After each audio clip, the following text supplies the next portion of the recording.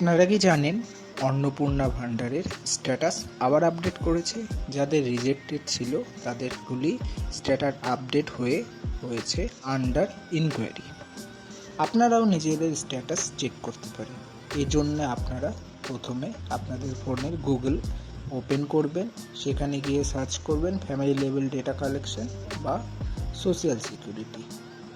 প্রথম অপশনটি যেটি আসবে ওয়েব পেজে, সেটিতে ক্লিক করবেন। এরপর একটি ওয়েব পেজ খুলবে, সেখানে গিয়ে নিজের ডিস্ট্রিক্ট সিলেক্ট করবেন এবং নিজের ফোন নাম্বার দেবেন।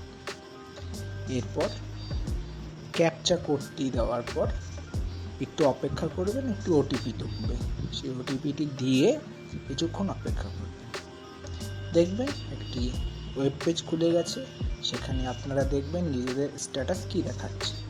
দেখুন, আমি পূর্বের ভিডিওটিতে দেখিয়েছিলাম এখানে ছিল রিজেক্টেড, কিন্তু এখন এই ভিডিওটিতে দেখা যাচ্ছে সেটি পরিবর্তন হয়ে গেছে আন্ডার ইনকোয়ারি। এটি চেক করে নিন, অর্থাৎ আপনাদের এখন একটু ধৈর্য ধরতে হবে। সরকার সঠিক পদক্ষেপ গ্রহণ করলেই আপনাদের